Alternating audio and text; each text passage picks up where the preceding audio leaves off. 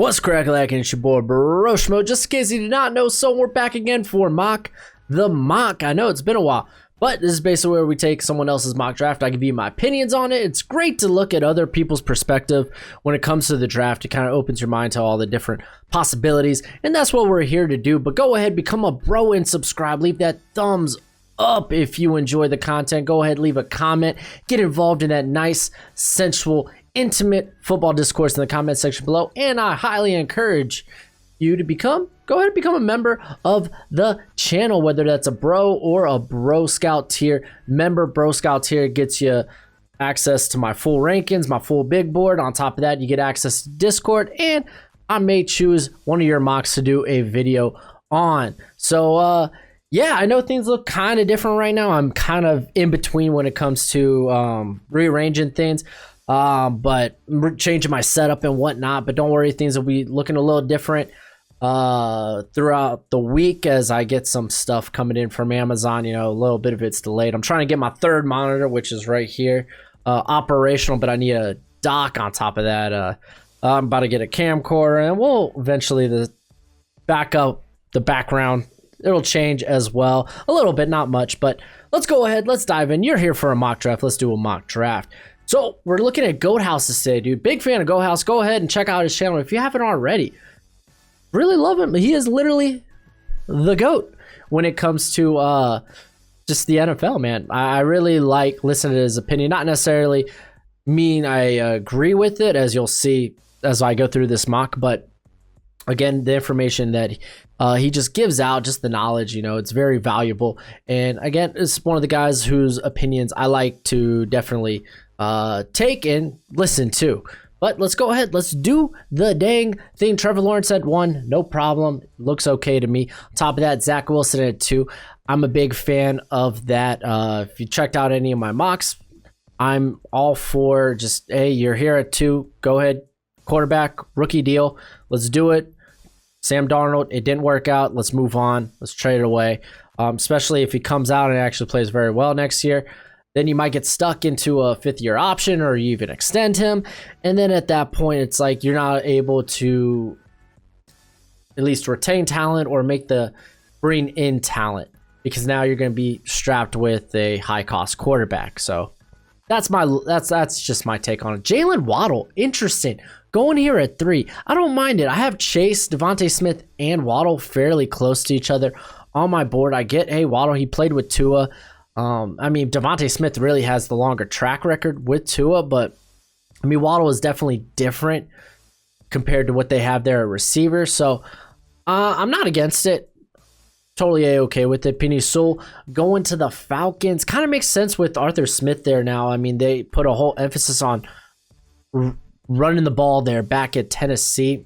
I still think the value here is at quarterback, whether it's Trey Lance or Justin Fields. But I mean, so he's a great prospect. So it is what it is. You can play him at guard. I think he's a tackle. Leave him at tackle. Depending on what they want to do there with Matthews and McGarry. So interesting, but I see what he's doing there. Then Jamar Chase going to the Bengals, reuniting. It feels so good with Burrow. If Sewell's not on the board, I think Chase is an excellent secondary option.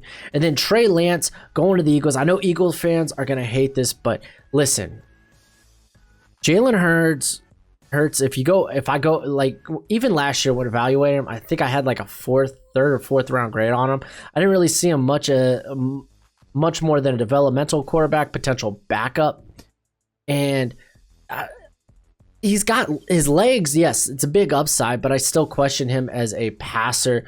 He's got the arm, but I think you can do better, Philly. I think you can do better, and you're in a position, whether it's trading up or even sitting here at 6, to do better. Personally, I would have gone with Justin Fields rather than Trey Lance. Trey Lance, I feel like, needs to sit a year or two.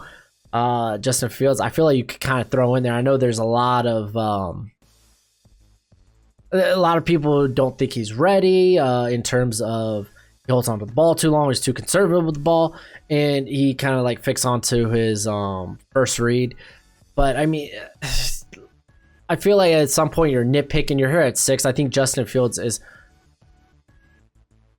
great value here at 6. So I don't want to go any other way. And actually, I want to keep up with this. So I got Draft Network open on my other screen so I can see who's still on the board for each pick. So I can make a, so I could talk about it and, you know, be like, maybe there's someone better on the board, you know, stuff like that. So on to, again, and just to kind of reiterate this point, just, okay, look at Chicago. I'm not saying that Jalen Hurts is Mitch Trubisky, but you know you're dealing with essentially a developmental prospect who you're in a position to get someone with way better upside. You don't want to be stuck like, okay, well, let's give him one trial run. Well, we don't know if next year's quarterback class is even going to compare to this year's. So I would say just go for it while you're here. That's my take. I get some Philly fans might not like that. It is what it is. If you want to roll with Jalen Hurts, that's fine. And then the thing with me and Hurts, or how I think, the thing with Hurts, I think he'll win. Like, he will win enough to keep you away from getting a top quarterback. He might keep you out of the top 10. And then at that point, what, you're trying to trade up? So just go ahead and take it now. Competition's not a bad thing. Mac Jones, dude. He has Mac Jones coming off the board before Justin Fields. I don't know about that. He has New England trading up. I'm not going to get into the specifics because, like, these trades, it could vary. The trade's not the important part. It's the trade up that I want to talk about. The Patriots trading up for Jones. I'm not there when it comes to Jones being a top 10 pick. Apparently, we're around the NFL. He could go as high as 8. But watch out, Carolina fans. Not like I mocked him to y'all a little while ago. I'm just saying. I'm throwing out possibilities there. But I think it's interesting. I don't know if Mac Jones goes in the top 10. He's one of the hardest prospects right now to project where he may not go. So I think it's definitely, at the very least, it's an interesting... here, pull this up. It's a very interesting take at this point. But this is where I kind of fall off. Like, Justin Fields is available here for the Panthers, and you don't take him. I think if I'm the Panthers and I could get Fields, I'm feeling great at 8. You know, Teddy Bridgewater, he's the transition. He's the bridge quarterback, so to speak. Why are we not taking Fields here? I think Fields at least warrants a shot at 8. It just does. I love Kyle Pitts as a prospect. It just doesn't make sense to me. So I get it. It is what it is. It is what it is. So let's just move on to the next slate of picks here. And then he has Justin Fields coming off the board here to the Denver Broncos, which, yeah, if Fields is available for the Broncos, I would totally take him. I don't see him getting past 8. I guess he was, Goathouse was talking about potentially the NFL not being as high on Fields, which, yes, there are the concerns that I kind of brought up earlier, but to fall outside of the top 10, to fall past 8, I think is pretty, at this point, again, it's the NFL draft, anything could happen, but for me, it's pretty, I don't see that happening. But hey, if you're Denver, you could get an upgrade, potential upgrade at the very least, over Drew Lock, then yeah, I would kind of take that. Then the Cowboys go Caleb Farley. Hey, I think Caleb Farley is going to end up in the top 10. Whether it's at the Panthers pick or whether it's the Cowboys, he's just kind of the top corner on the board at this point.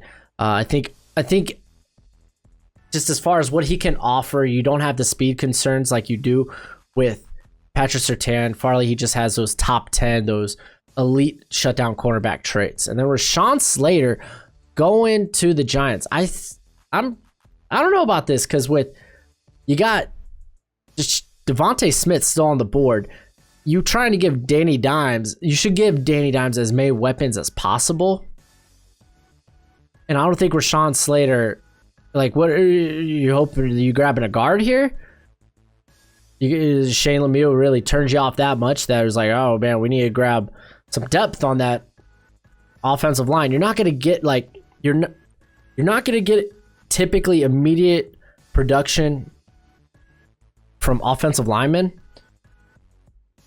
in their rookie season. Typically, it take it about 2 to 3 years to really start showing showing their true potential, you know? So Slater, I don't think he's an immediate impact like Devontae Smith can be. Like if you're trying to make a decision on Danny Dimes, like, okay, this is your 1 year, man. This is a prove it year for you. Then give him all the weapons necessary. Be like, all right, we gave you the best case possible. You couldn't cut it. We're gonna go in a different direction. Don't allow him any excuses. And you'd be like, whoa, man, well, if he doesn't have a good offensive line, then I mean, what do you expect? It's like, okay, then do that in free agency. I just talked about how typically rookie offensive linemen, they don't produce in the first couple of years. So get a reliable veteran. I don't know. That's just my take on it. Some people may see differently. Patrick Surtain going to the Niners. All the quarterbacks off the board. Makes sense. All their corners, for the most part, are all free agents. So going with the next corner off the board, Surtain, it's probably a good fit here too. And then Micah Parsons going to the Chargers. People are talking Micah Parsons could fall, and I think maybe like 13 to 15 potential landing spots if he does fall. I feel like Micah Parsons would be really good in Staley's defense. And I mean, it really sucks passing on Darrisaw here, but I mean, Parsons, he's higher on the board, or at least on my board, so it kind of makes sense. Then you gotta kind of question, all right, is because you gotta imagine he's gonna be like, what are you gonna do with Kenneth Murray? Are you gonna try to use him more? Like, I imagine Parsons, you're gonna use him kind of like an edge rusher most of the time, but I really question, is there that much of a drop off in comparisons of Murray in coverage compared to Parsons? I don't know. Murray, I think definitely from an athletic stand, as far as like sideline to sideline movement skills, might be a tad better than Parsons, but Parsons is just this all around package, man. At what, he's like 246, but yeah, I mean, I got him. He's like number 8, number 9 on my board, so it's good value. I got Darrisaw at 13 on my board, so I won't fault a team for going with the best player on their board. Kwity Paye going to Minnesota. I could get behind this, man.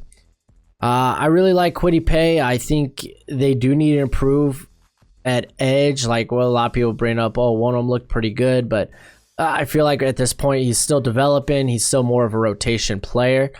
Let's really get someone with huge physical upside across from Danielle Hunter. Kwity Paye kind of is that, so I really like this pick here. And Devontae Smith, man. Hey, Detroit, if you trade down and he falls to you, that's phenomenal. I can't see it happening, but I mean, CeeDee Lamb, Jerry Jeudy, they all fell to like, what, 16, 17? So totally can happen. It's the draft. Expect the unexpected. Christian Darrisaw. So the Colts moving up to get Christian Darrisaw. I kind of feel the same way about the Giants selecting Rashawn Slater. Like, it's not like Darrisaw. More likely than not, Darrisaw is not going to be Costanzo. He's not going to replace that production. I think you have a better chance of bringing in a veteran than actually trying to replace the production with a rookie. But I mean, I don't mind. This is good value on the board, 16. You're trading up for that. I mean, I want in a receiver deep draft. I guess I can't fault you for that. So I'm overall, I guess I'm okay with this pick. I'm content. So the Cardinals trade back. Now that Devontae Smith's off the board, I imagine that's who they would be targeting. A lot of people. And this is the thing with the Cardinals, man. And we'll move over to the next because I'll say Darrisaw is a good pick. I mean, he is. What am I saying? But a lot of people are mocking J.C. Horn to the Cardinals because it's like, what else can they do? Some people are actually pretty high on Horn. I got him. I think he's the 21st prospect on my board, which still that's a pretty good position, But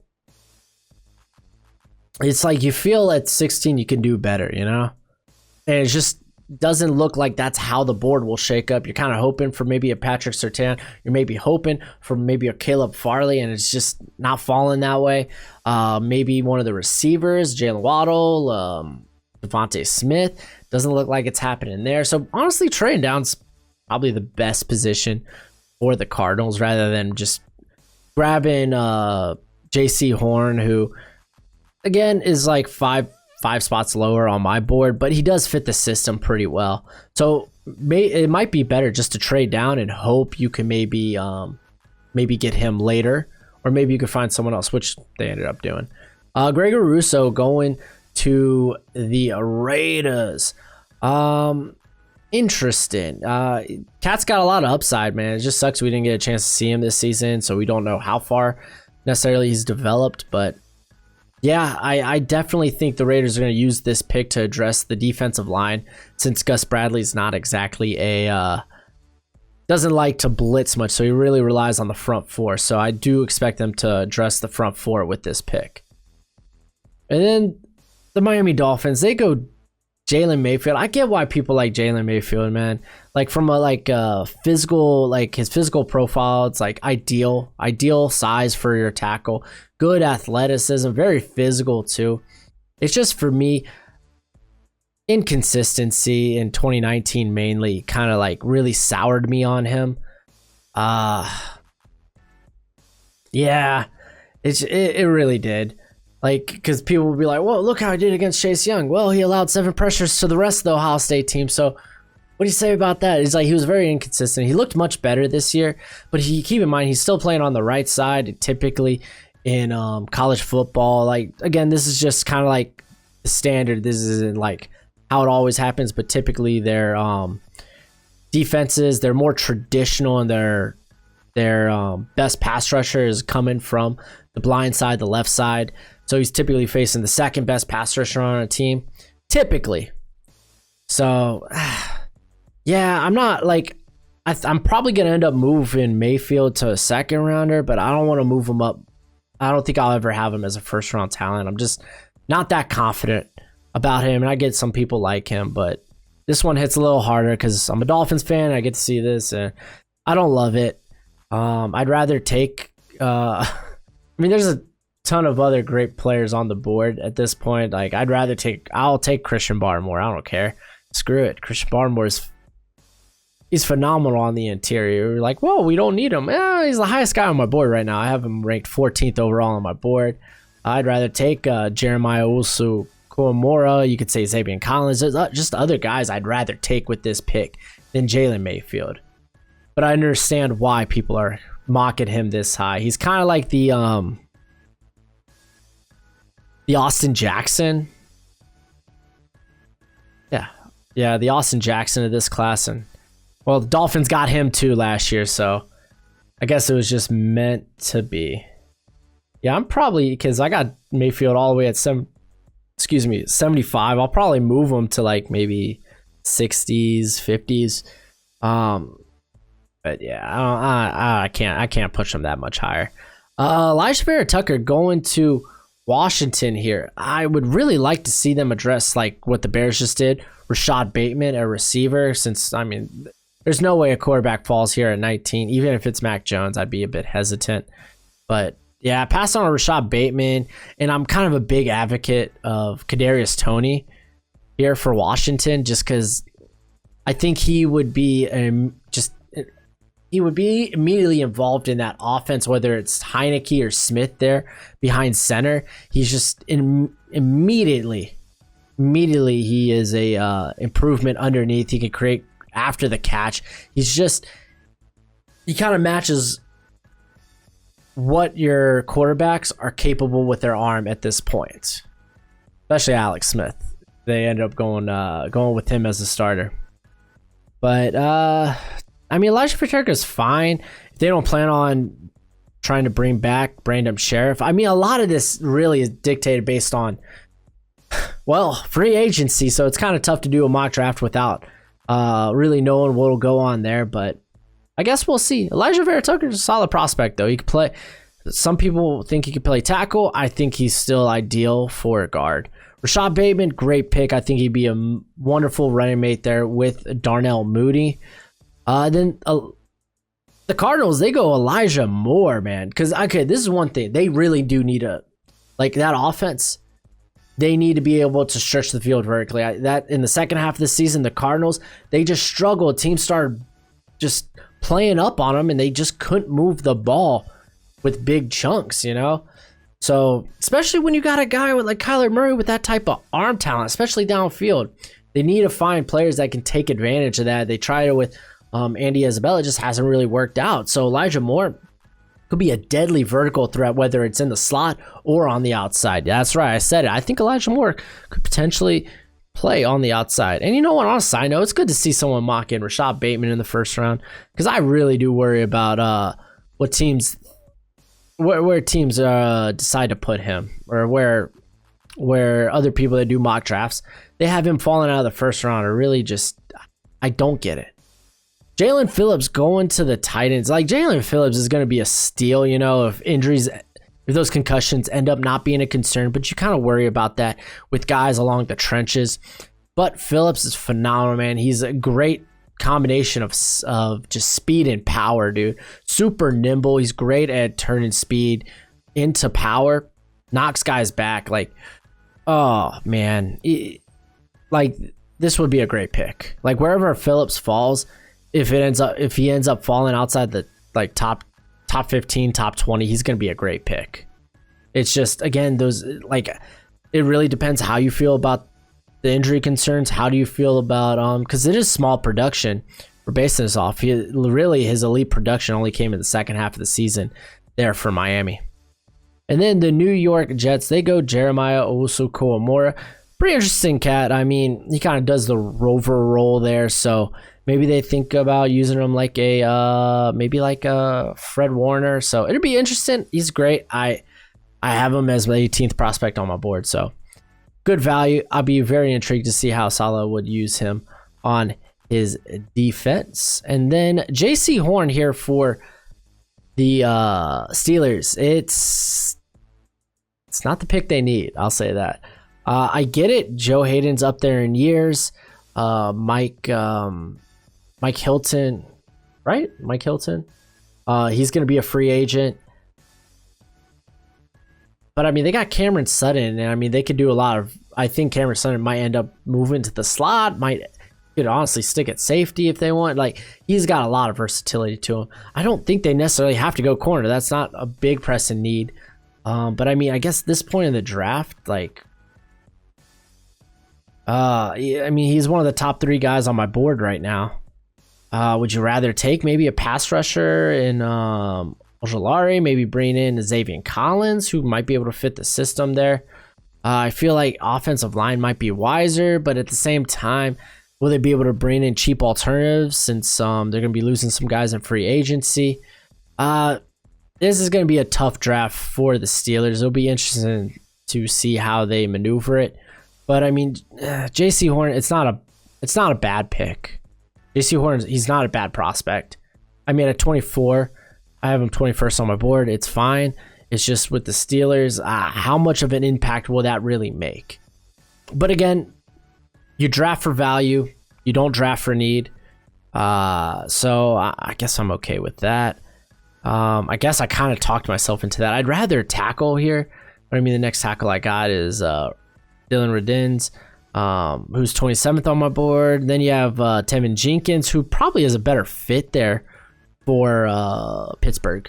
And then Tevin Merrig going to the Jaguars. Everyone and their mom's kind of mocking this, so yeah, it just is what it is. They need secondary help, so it's a good option here. Nick Bolton going to the Cleveland Browns. They need linebacker help. Will they draft linebacker? A lot of people say, oh, they don't value linebacker. Well, Nick Bolton, I think, is a very good scheme fit, first of all. That's why I think even if guys like JOK, Xavier Collins, who's still around here, I think Bolton would still be the guy, because I think he just translates better to what they're looking for. So, yeah, I'm cool with the pick. I just don't know. I don't know what exactly the Browns will be looking for, because it could be edge. A lot of people are putting their money on edge. And then Baltimore Ravens, they're choosing to, they're going to have to first solve what they're going to do with Orlando Brown. But Tevin Jenkins, I think, is a great immediate like replacement. He played right tackle a bulk of his career there at Oklahoma State. He's mean. He's nasty. He likes to ragdoll guys. He's a great pick here for Baltimore. Great scheme pick, scheme fit as well. Then Kadarius Toney, man, going to the Saints. I mean, if you think you guys are Jameis and, well, they got to bring back Jameis first. Jameis and Taysom Hill, or maybe Drew Brees does come back, then getting a guy like Toney who just is crazy underneath, like, and can create after the catch. So, like, you're gonna need this guy, especially if Drew Brees comes back, even if it's the veteran minimum. So I like this pick. I think it's fun, regardless who's at quarterback for the Saints there. And then Christian Barmore going to the Packers. Hey, man, Barmore, this is great value because he brings you pressure in terms of the passing game, putting him next to Kenny Clark, and he is a solid run defender. And that's probably more of the impetus of this pick is, hey, we sucked at the run game. Let's bring a guy on the interior that could help us out with that. But I think the plus side is he also led all interior players on the defensive line in pressures, in win rate. So, solid pick. Good value. I got him 14 on my board too. Najee Harris going to the Buffalo Bills. I hate it. There's better ways you can address the, like, running back. Like, you got Zach Moss, you got Devin Singletary. Oh, well, we don't have that one star, that bell cow. It's like, because that's what you're missing. What you trying to follow the Chiefs? Be like, well, they got Clyde Edwards-Helaire. It wasn't Clyde that took them back to the Super Bowl. That offense is just unstoppable. They have weapons. You should try to improve your defense to either better prepare for that offense again, because you're going to see them, or get more weapons for yourself, or maybe address the offensive line because neither guard positions really could use an upgrade. Are you going to bring back Williams on the right side? A tackle? You could maybe bring in someone for that. Like, there's so many better options they could go here than running back, which, again, I'm just not a fan of running back. I think if you're taking running back in the first round, it should be a luxury. It means, hey, we got, our valuable positions. They're kind of shored up. So, yeah, let's go ahead. Let's take the best running back on the board, which I don't even have Najee Harris as the best running back on my board. Some people say I'm crazy. Whatever. I don't think Najee Harris moves the needle for the Bills offense. Nope. Sorry. Not my cup of tea. Samuel Cosmi going to the Chiefs. I do think they might address offensive line with this pick, but I got Dylan Radin's higher than Cosmi, but I like Cosmi too. Cosmi's like what? He's 37th on my board, so it's not like it's a big reach. It's not that much of a reach at all. So if they feel like he fits their offense better, then hey, I'm cool with that. And then the Tampa Bay Buccaneers. I love Azeez. I'm just gonna say this. I love Azeez. I think this is a great pick. I think he's gonna be a special player in the NFL. I believe I have him as my second overall edge rusher in this class. Yes, there's some real size concerns. He's only 240. Keep in mind, he's only a redshirt sophomore. The dude's exceptionally young. He has plenty of time to put more size on, but I think he can be an immediate impact out the gate. And that's what really the Bucs should be looking for. All right, so let's move on to the rest of these picks. And here, whoops. Here we go. Here, I'll move my cam after we kind of go over some of this. Here, actually, I want to move this too. All right, so Alex Leatherwood going to the Jags. I got Alex Leatherwood a bit down my board. Bottom of the second round. I get you like the length, but I feel like you're falling into the same trap you did with Cam Robinson. As a matter of fact, I didn't like their second pick here they have with Tommy Togiai. I got him as a third rounder. The guy's never played more than, I think, 200 or 300 snaps in his career. He lacks length. Why are you going interior at this point? I mean, yeah, you could grab depth on the interior, but I mean, guys like Aleem McNeil is still around, or even Osa Digizua, who's got a ton of upside. I really just don't like this pick whatsoever. I'd much rather you grab a weapon like Amon-Ra St. Brown over here, but I guess it is what it is. Neither of these Jaguars picks I liked very much. Wyatt Davis, if we're being predictive, Joe Douglas, this is Joe Douglas pick right here. Totally makes sense, so I won't argue it. Travis Etienne wouldn't be the running back I would think they would go for, which kind of blows my mind. Maybe if they bring back Gurley, maybe in unison with Gurley. But I definitely would consider them in the Najee Harris sweepstakes or the Javonte Williams. I just feel like Etienne isn't a Arthur Smith guy. But that's just my take on it. I love Etienne. He's the top running back in my draft. Dolphins get Javonte Williams. Solid, dude. A little earlier than I'd want. Because, again, I'm not a big fan of running back value in the first 2 to 3 rounds. But solid. If they really want a running back, yeah, you can get it with this pick here. I may not love the Jalen Mayfield pick, but hey, man, you made it up to me. I like Williams a lot. Terrace Marshall going to the Eagles. Definitely, they just got rid of Alshon Jeffrey, so this kind of makes sense. You got size and speed here. There are still aspects of his game he could get. Obviously, a lot of these prospects, there's aspects of their game that they could grow better, but I mean, I think Marshall has one of the biggest upsides in the receiving class here. Dylan Radunz, phenomenal. Like for the Bengals, for him to fall here, they could start him immediately on the opposite side of Jonah Williams. Not saying he's going to be like immediate improvement. There's still areas of that offensive line they need to get right, but this is going in the right direction. Greg Newsome to the Panthers. I'm still kind of indifferent about where I will want Greg Newsome on my like honestly after like my top 4 corners, it's kind of a mess from 5 to 14. So Greg Newsome feels like he's more going to be an off ball, like off coverage type of corner.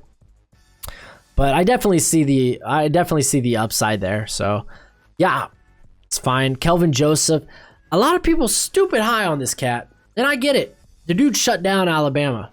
Well, he did his part. Kentucky could, but still, he's a 1-year starter. I think he was formerly recruited by LSU, so like this guy does have some legit like skill, dude. Like a lot of these Power 5 teams were coming after him. And he looked good in man press, which you love to see, but there were inconsistencies in some like game to game. I still feel he's very raw as a prospect, but you know what? If you bet on him in the second round, you're kind of betting on that upside. I understand. It's just a bit interesting. I feel like I need to check out Joseph a bit more, man. I feel like everyone is higher on him than I am. And then Davion Nixon. Sure. I think a Liam McNeil might be a better fit here. Be an upgrade over Danny Shelton. And actually, you could start a Liam McNeil immediately next to Shelton if you want to, or in their rotation. Because I think he said he was shedding weight. I don't know what he's down to right now. But super athletic, a guy that can play kind of all over the defensive line as terms of the interior. So, but Davion Nixon, I just think McNeil has a bigger upside than Nixon. But I mean, that was another hype train I never really got on, was Davion Nixon. So I don't know what to tell some of y'all. Jason Owe is phenomenal pick here for the Giants. Dude's got a huge rushing upside. Kyle Trask, man, I feel like you're reaching big here with Kyle Trask. I don't think he's much of a difference in terms of Jimmy Garoppolo. I don't think he'd be that much of an upgrade. I mean, I get it. I guess I'd rather trade down and bet on Kyle Trask in the 60s or 70s than here at 43.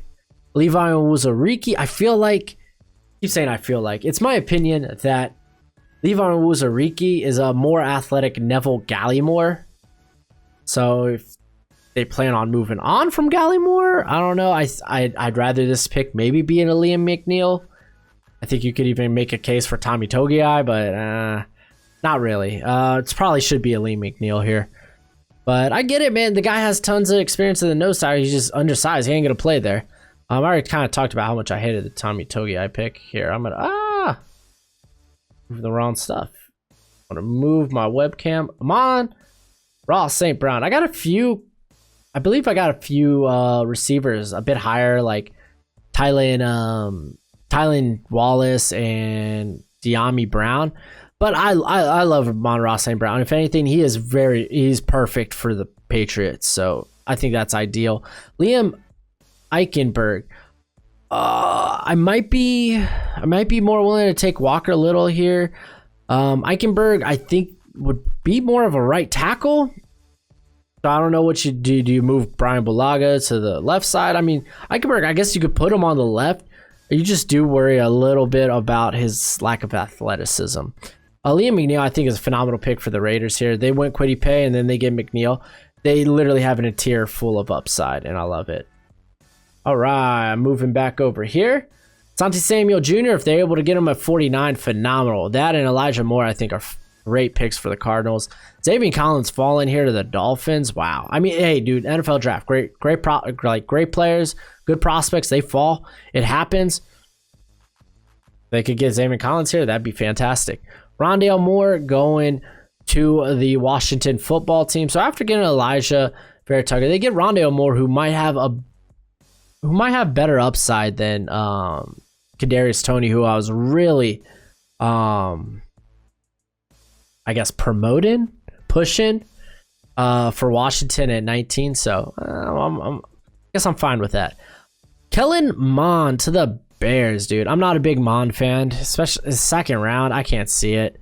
I don't think there's much upside. I think with Mond, he hasn't really taken big leaps of improvement. And you could say, oh, this season was so much better. Like, I think he only took 32 shots downfield. He was literally throwing everything underneath or like along the line of scrimmage. He was very protected in that offense. I feel like the Senior Bowl was the best you're ever gonna get from Mond. That's just how I feel, man. I wouldn't go any year. Like, he's a 5th rounder to me. So, in my opinion, hey, Bears fans, you just went from one Mitch Trubisky to the next. And I know no one likes me saying that. Tyson Campbell, I think, is a good scheme fit for the tight ends. I mean, I think he's very versatile where he can play, but I think this is a good fit here. He could have played, honestly, it would have been a good fit for the Colts as well. Ronnie Perkins, man, he's starting to get a lot of hype too, man. Someone let out that Tevin Jenkins tape, man, where Perkins just murked him. Literally, was just one rep, man. One rep, and now the whole draft community is buzzing. But Perkins, there's a lot I like about Perkins. I don't know if I'm willing to take a shot. I mean, I think I'd be willing to take a shot on him in the second round.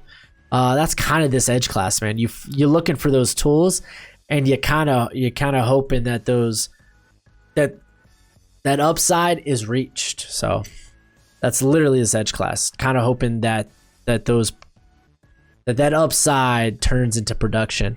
Landon Dickerson's a great pick for the Steelers. So they get J.C. Horn, they get Dickerson. It's a shame they don't have a quarterback, but you gotta imagine they make a move sometime during the offseason if Big Ben isn't coming back, or if they're not bringing him back. Trey Smith sounds like a Seahawk pick. I believe it. Does it mean it's a good one? I think I'd still rather Walker Little here maybe, but I get it. Jabril Cox, dude, this is great value. I think I'm a big mark for Jabril Cox, so I like seeing the Rams get him. Joseph Asai, I think, is a good fit for the Ravens because he can put his hand in the dirt. He can come from a sprinter stance as well, bring pressure that way. But I think he should be solely used as an edge rusher. I know he's got experience like playing coverage and playing hybrid, but his money is at putting pressure on the quarterback. Aaron Robinson, man, I know Cleveland, they're not bringing back. I don't assume that they're going to bring back Kevin Johnson. So bringing Robinson in could play the slot maybe immediately. With 30-inch arms, I don't think he can play anywhere else. That's just my opinion. Richie Grant, phenomenal pick for the Saints. Eric Stokes, some people like him. I don't mind taking him here late in the second round. I think that's probably accurate, probably where he will go. So good pick by the Bills after really, really dropping the ball in the first round. Tylan Wallace, man. Here, let me move my webcam once again. Oh gosh. Tylan Wallace going to the Packers. You're kind of hoping that he's just a better MVS, which I think he is. This guy's got strong hands. He wins at the catch point if he's contested at all. So I like Tylan Wallace a lot. Joe Tryon, huge upside. Totally, like, he looks like a Spagnola pick, so makes sense. Carlos Basham could have been there too, but I like Basham here for the Buccaneers. Could probably fill if Sue, so it says Sue does want to come back. And it's not like Basham's like, he's not close to 300. He's like 282, 285. I mean, he could get there, but I think I'd rather him take the William Golston role, maybe even the JPP role. So I like this pick. I think it is a guy that can immediately contribute. So overall, I mean, I don't think I hated too much. I don't think I hated too much of this draft. I really hate what he did with the like Kellen Mond. I get some people think he's a second rounder. I don't know. I don't believe it. I don't believe it myself. But I think the real gripes I had were like really here, like the Jaguars. I think those are two terrible picks. I think you really blow your 2 second-round picks there. ETN, I just feel like Javonte Williams is a better scheme fit, but maybe that's just me. Honestly, with the corner picks, like right here, this is just, I think it's just gonna take me a minute to figure out what corners I want ranked where. Like I said, my 5 to 14 are all like fairly close. I didn't absolutely hate a lot of picks. Like the Najee Harris pick, I hate a lot. I'm not gonna lie about that. But y'all know where I come from when I say that. I like Najee Harris a lot. I just don't think first round worthy, and I think the Bills have a ton of other areas that they can address that are more valuable. J.C. Horn, feel like it's kind of a best player on the board type of scenario there. I don't dispute it. I just don't feel good about it. You know what I'm saying? And you know I don't feel good about Jalen Mayfield. And then even Devontae Smith falling so far, but I mean, hey, to each their own. You got to spice things up. You got to make things. I guess you just got to spice things up. But that's it for the video. Go ahead, do that YouTube thing. All supports much appreciated, much obliged. And as always, till next time, you be easy, my friends. Later.